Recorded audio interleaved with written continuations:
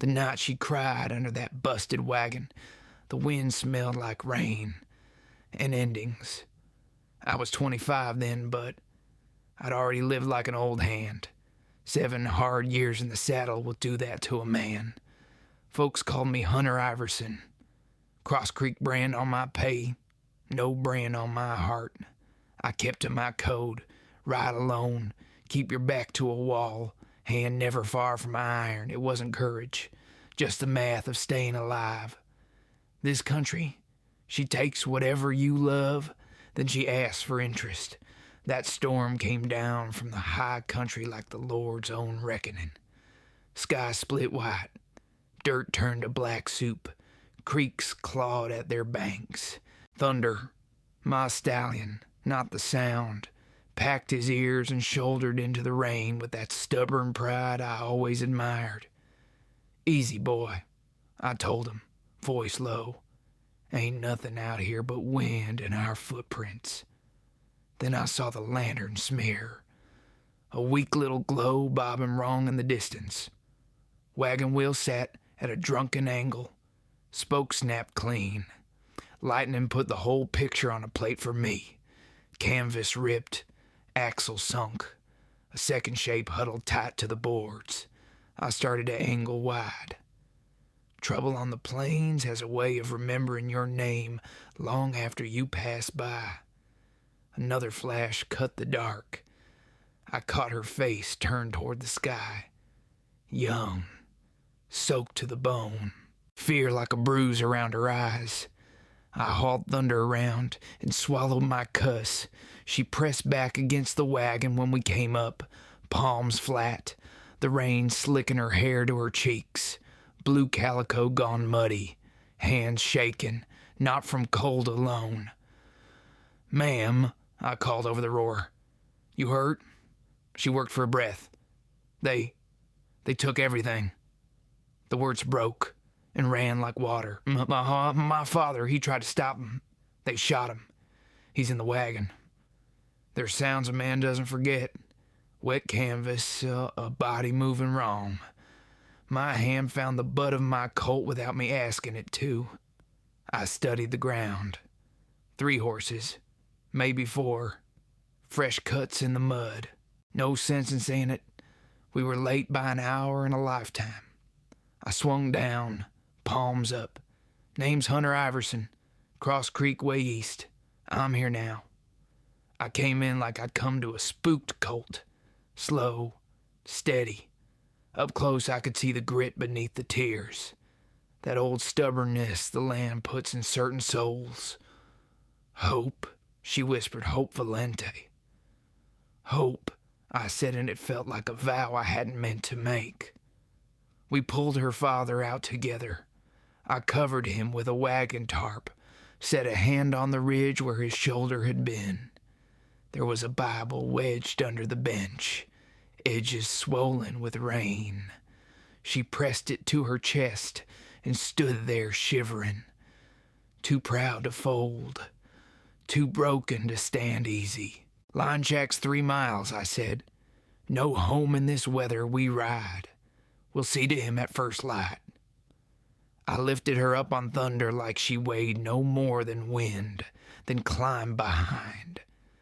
The scent of lavender and rain climbed off her hair and cut through the smoke I still carried from old fires. She trembled now and then, and I told myself it was from the cold. Men lie best when the truth costs too much. We made the shack just ahead of the darkest hour. 4 walls, a stove, emergency rations put by for days just like this. I got a fire going. Hands moving the way a man's hands do when he's thinking too fast and trying to look slow. There's a blanket, I said, turning away, giving her space. Hang your dress to dry, I'll heat coffee. She did as told. When I chanced to look, she was wrapped tight in rough wool, hair let down, steam from the stove softening the edges of her face. Something tightened in my throat, not love. Not yet. Just the ache a loner feels when he remembers what warmth looks like. My father and I were bound for San Francisco, she said, voice small in that little room. His brother runs a shipping house. After Mother passed, he said there wasn't nothing left for us in St. Louis. I poured the black and kept my distance. I'm sorry about your father, Miss Valente. I used that name like a fence between us. We'll survive tonight. Come morning, we'll bury him proper and ride to Maple Creek. Sheriff, there's a straight one. She nodded, eyes glinting. What will I do, Mr. Iverson? I didn't have the kind of answer that heals.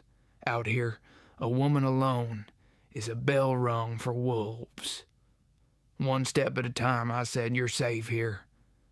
She slept by the little stove, cheeks flushed from heat and grief. I sat with my back to the door, hat brim low, colt across my thighs. The storm wore itself thin. My eyes kept slipping to her face in that firelight. I told myself I was guarding the door. Truth is, I was guarding the thing cracking inside my ribs. Dawn came clear and cold. The land washed clean like it wanted to pretend nothing bad ever happens. We rode back to the wagon in a hush the birds hadn't broken yet. I dug. She stood with that Bible clutched tight, lips moving over Psalms. When the last stone settled, she laid a hand on the mound. Thomas Valente, she said.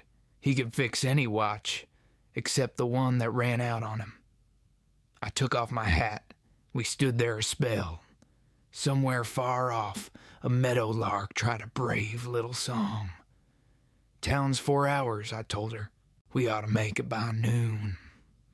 She rode ahead of me on Thunder, side saddle across the pommel, the line of her jaw set against the wind.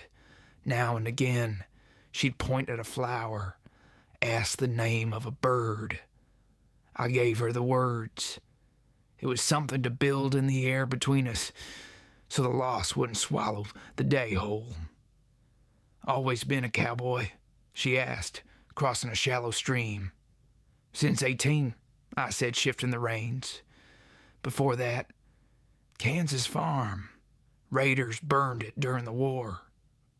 All of it, she asked, all of it. The lie came easy. It was a long time ago. The truth was, smoke still takes me by the throat some nights, and the screaming comes back with the wind.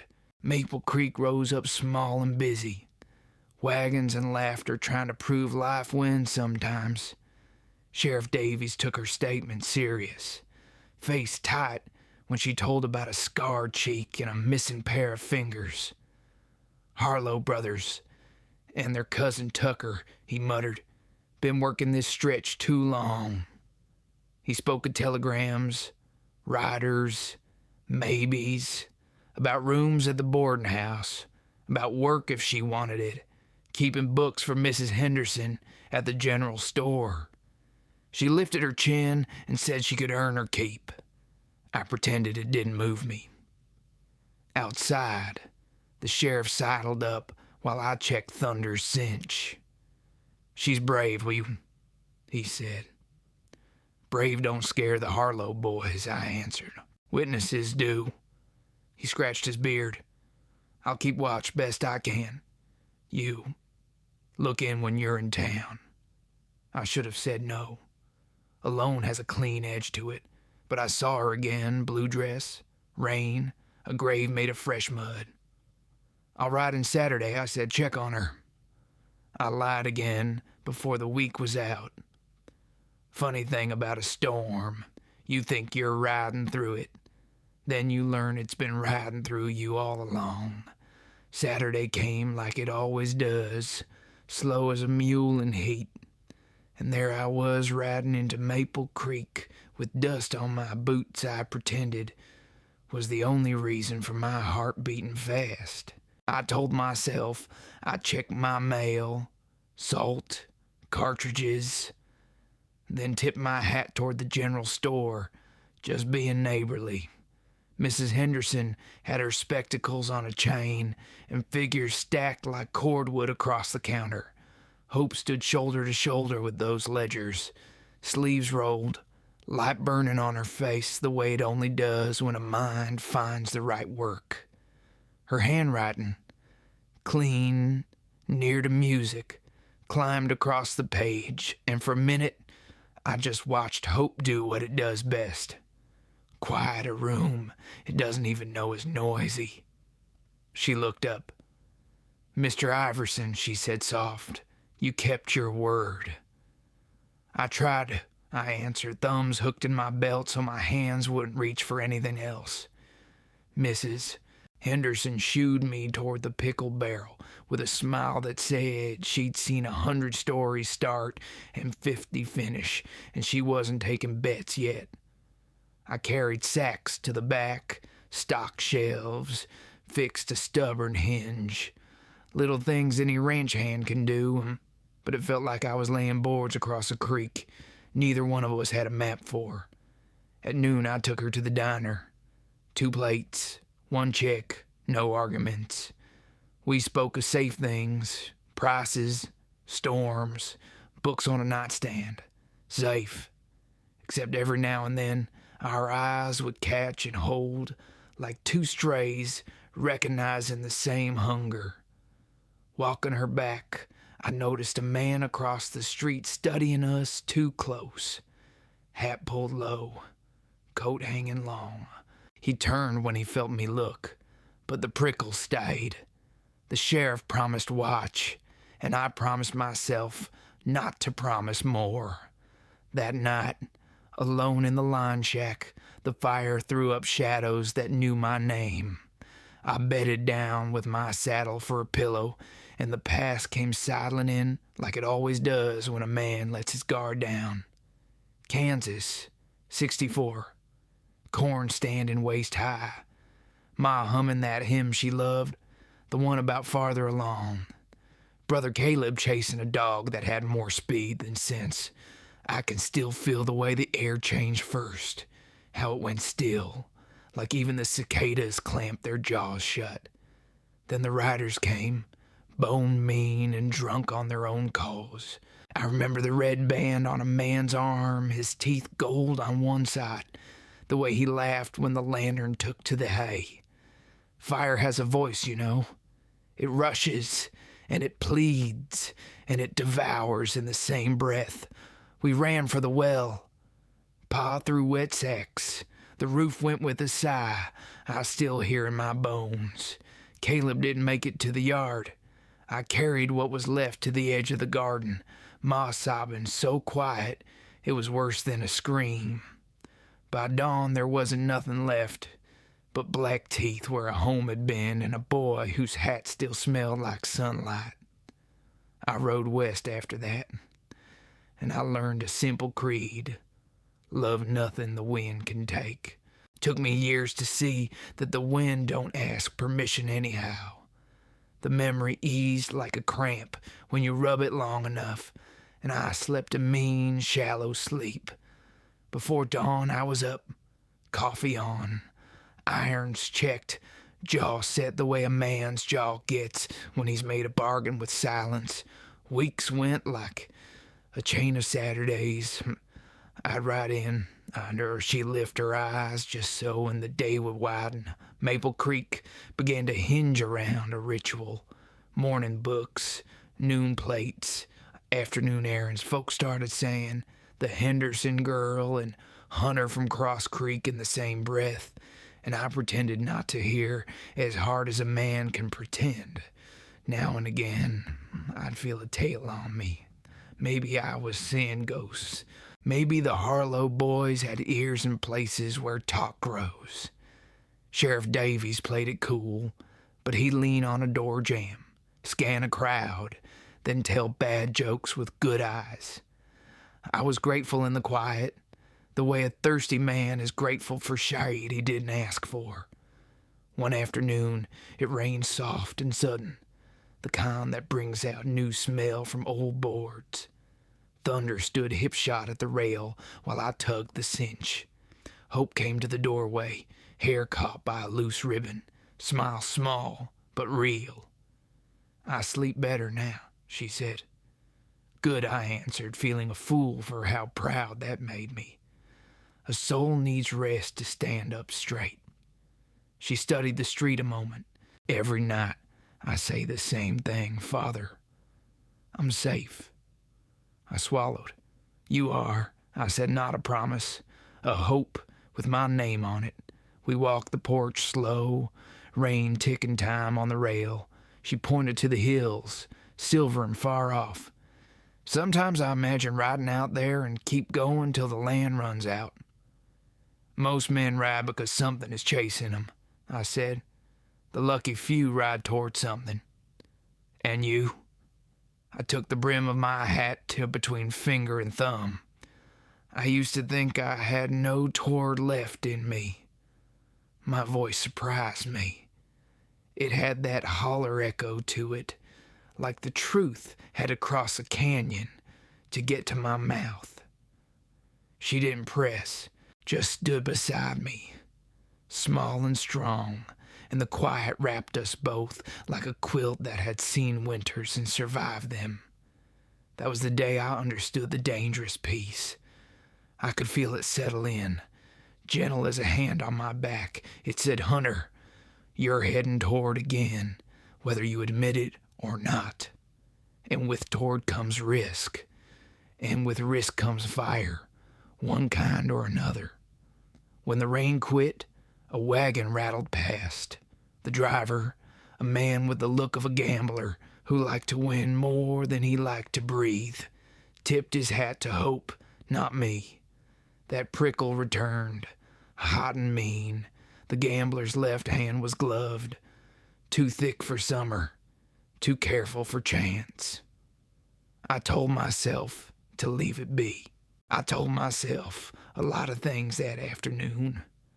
By sundown, the sky broke open gold over the far ridge and put a halo around the town it didn't earn. On the ride back, I kept seeing Caleb's hat in my lap, and Hope's ribbon trembling in the doorway, and a gloved hand where fingers ought to be. The three lined up like fence posts, leading someplace I had no desire to go, and yet there I was following the wire in my mind.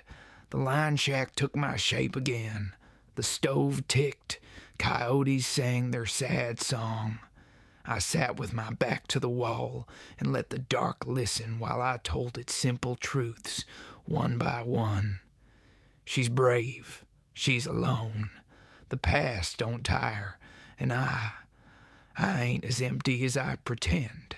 Funny how the wind remembers what we try to forget and brings it back smelling like rain. The morning Sheriff Davies rode out to Cross Creek. The air had that taste of dust and trouble. You can smell bad news out here if you've lived long enough. It rides ahead of the horse like a second shadow. He pulled up slow, tipped his hat. "Hunter," he said, his face half buried in the brim, "I ain't one for spook stories, but the Harlow boys, 2 of 'em, were seen over by Dry Hollow yesterday. Drunk. Talking too loud about a girl who reads ledgers too good for her own good." I felt my gut tighten, same way it did back in Kansas, when the fire started under the floorboards. "How far's Dry Hollow?" "Half a day if you push," he said, "but they're riding this way." I packed before the sheriff turned his horse. Rifle, rope, 1 extra cartridge belt. No goodbyes, no talk of plans. Just the sound of leather and breath. The road to Maple Creek was long and mean. Wind carried grit that stung the eyes like the land itself was testing me, asking if I still had it in me to protect something soft. I told myself for years I was done with that kind of fight. But her face in that rain had written new scripture on my bones, and I wasn't about to let the devil quote it back to me. When I reached the edge of town, it was near sundown. Shadows stretched long and thin, the kind that make you count every heartbeat. Henderson's store was shuttered. The front window cracked. Inside glass lay like frost across the floor. I moved careful, Colt drawn. Hope? My voice came out raw, lower than I meant. A whisper answered, not from fear, but from focus.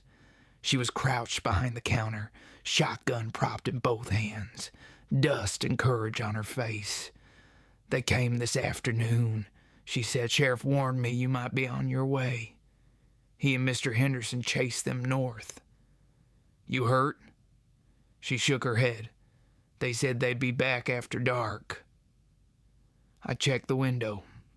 2 sets of tracks, fresh, horses restless. The Harlow boys weren't the kind to bluff. We can't stay here, I said. They'll circle. There's a back lane. My horse is tied by the post office. We ride. Her chin lifted. You think I'll run again? It ain't running if you live to fight, I said. Dead witnesses don't get justice. For a second, she just looked at me, rainwater memory in those eyes, and nodded. All right, Mr. Iverson, lead the way. We cut through alleys slick with refuse and old rain. I kept her close, one hand on her arm, the other on iron. Thunder waited patient, like he knew the world had narrowed down to this. Halfway out of town, the shot came. Brick dust kissed my cheek. Hope ducked, fired back wild. Go, I shouted. She climbed up, and I swung behind her. We hit the road running. Hooves, tearing at the ground like something alive, wanted free. The night turned cold fast. Clouds rolled in thick, blotting out stars. Every sound mattered now. The creak of saddle, the snap of brush, the echo of horses that weren't ours. We rode till the hills swallowed the road and the river hummed low nearby. Cross Creek wasn't far. When we reached the ranch, I stabled Thunder quiet, checked the gate, windows, rifle loads. Hope lit one lantern just enough to paint her face in gold and fear. Will they find us here, she asked. They might, I said. But if they do, they'll regret the ride. The cabin was built to hold out winters and men. Heavy doors, rifle slits, hard enough for both. I set her by the stove. She started to speak, but I shook my head. Rest. You'll need it. Then I killed the light. I sat by the window watching the dark breathe. Coyotes went quiet. That's how you know. The night itself gets shy, then footsteps, slow, 2 of them. Crunching snow soft but sure. Hope reached for the shotgun. I covered her hand with mine. Wait. The first shape came from the left, trying to use the fence as cover. The second was smarter, keeping distance. I waited till I saw the glint of steel, then fired once. The echo bounced hard between the hills. The second man fired back, wood splintering inches from Hope's shoulder. Stay down, I yelled, already moving. She crawled to the window and fired her own shot, wild but close enough to make a man rethink sin. The air filled with gun smoke and prayer. I slipped out the side door, circled the pen, snow up to the ankle, cold biting through my coat. The first Harlow was down, knee shot, cursing like a drunk preacher. The other I found by the barn, reloading. Too slow. I raised the Colt. You should have stayed gone, I told him. He grinned through the dark. Ain't you tired, old man? Protecting lost causes. She ain't lost, I said. She's found. Then I squeezed. Silence came down heavy, only broken by the groan of wind and a horse shifting weight. I looked back toward the cabin. The lantern glowed again.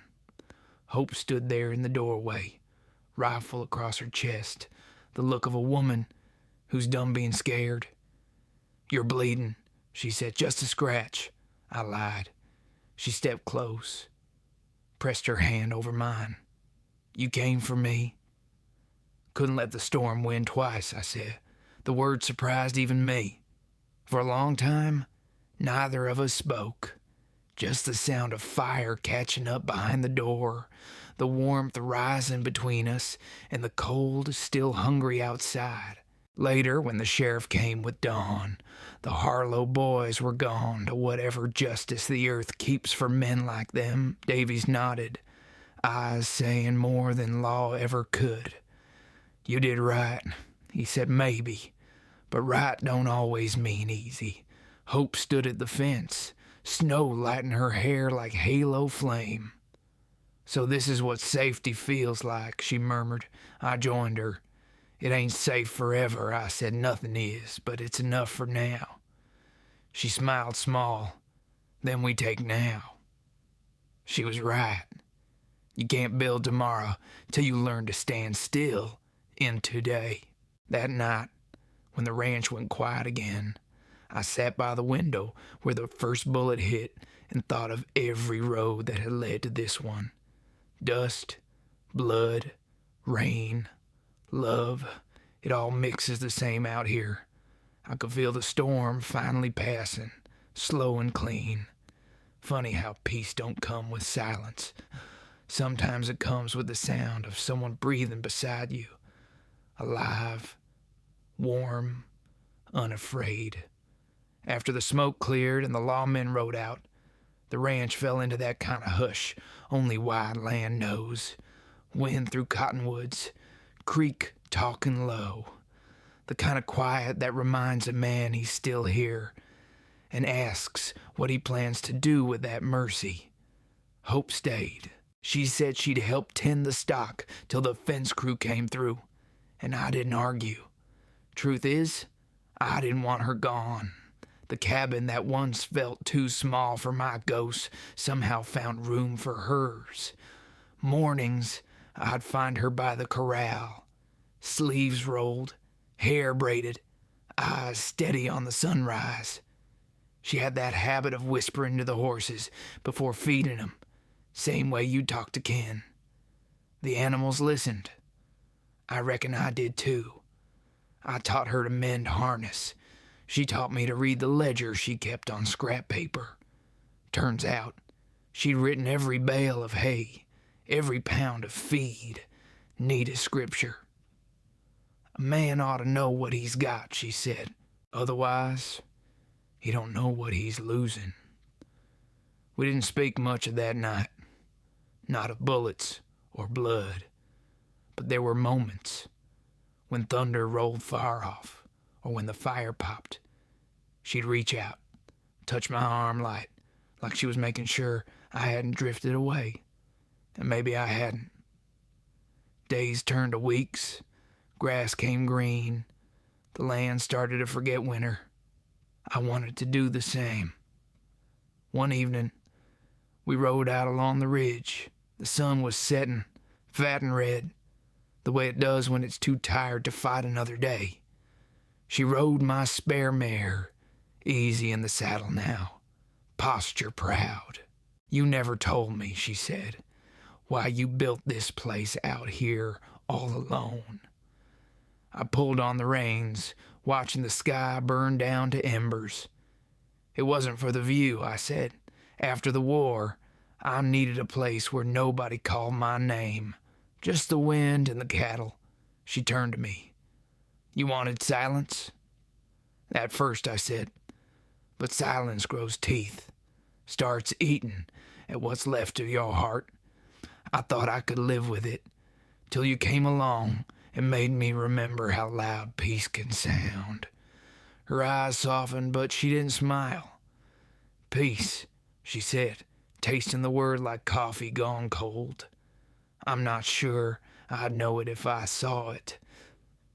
You're looking at it, I said. It ain't perfect, but it's alive. We rode on, neither talking much. A hawk cut the sky, sharp and certain. Down below, the creek glimmered like a promise. At the crossing, she dismounted, boots sinking in mud. She bent, picked a wildflower, and held it up. Funny thing, she said. Even after fire, something always grows. Yeah, I said, voice rough. That's the land's way of forgiving itself. She tucked the flower into her braid, looked up at me with that half smile that could break or mend a man, depending on the day. You reckon people can do the same? Forgive, I asked. She nodded.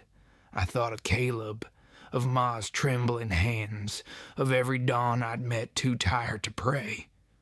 Maybe, I said, but it don't happen fast. The heart's slower than spring. We reached the far fence line where the board sagged. I stepped down, hammered a loose nail, hands working while my chest carried too much truth. You asked me once what I'd do, I'd say, not looking at her. I reckon I'll stay. Fix what's broke, grow what'll take root. And me? She asked. I looked up then. The light caught her hair, turned it gold. That's your choice, Hope. You don't owe me a damn thing. She watched me for a while, the quiet between us stretching like the horizon. Then she said soft, maybe I ain't staying out of debt, Hunter. Maybe I'm staying out of want. Her words hit gentle and deep, like rain on dry ground. When we got back, I built a second chair for the porch, not because she asked, because it felt wrong not to. That night, she sat there humming a tune I half knew, the stars coming out one shy spark at a time. I poured her coffee, strong and sweet. You ever think about leaving again? I asked. She shook her head. No, every road looks the same once you've lost what you love. But this one, she glanced toward the fields. This one feels like it might lead home. I let the words hang there, didn't rush 'em. Then I said, guess we'll ride it together a while. She smiled, the kind that starts small and grows slow, like dawn over the prairie. For the first time in years, I didn't feel like the land owed me anything. Maybe peace was never out there. Maybe it had been waiting right here all along. Years have a way of sneaking by out here. One minute you're fixing fence posts, the next the woods graze and the horses you raised are ghosts in the wind. The land don't mark time the way people do. It just breathes, endures, forgives. Hope stayed through it all. She took the north field, turned it from rock and thistle into grass, worth grazing. Folks in Maple Creek called her Mrs. Iverson, long before we ever said the vows. We didn't need a preacher to tell us what the land already knew. Every morning she'd hum while making coffee, same old hymn her father used to favor. The sound wove through the boards, into my bones. I'd sit by the window, polishing my saddle, pretending I wasn't listening. But I was, always. Sometimes we'd ride out just to ride. No talking, no plans, just the creak of leather and the slow draw of wind across the plain. She'd point to the horizon, that old ribbon of gold and dust, and say, it still feels bigger than I'll ever be. And I'd tell her, that's how you know you're still alive. I started mending things I'd left broke too long. Wrote letters to a cousin back in Kansas. Sent money for a new roof on the church I'd never prayed in since the fire. Each word came out slow, but honest. I reckon forgiveness is just truth said out loud, one word at a time. One fall evening, when the sky turned copper, Hope came to the porch with a look that made the air pause. Riders coming, she said. I reached for the rifle out of habit, but she shook her head. No, it's the sheriff. He's bringing papers. Davy's dismounted slow, joints creaking like a barn door. Hunter Hope, he said, came to tell you the governor's granted pardon to all surviving ranchers who took arms during the war. You're free to claim the north pasture in your name. I laughed low and rough. Took him 20 years to forgive a man for defending his home. Davies grinned. Justice is like a wagon with one wheel short. Gets there. Just don't expect a smooth ride. We signed the papers by lantern light.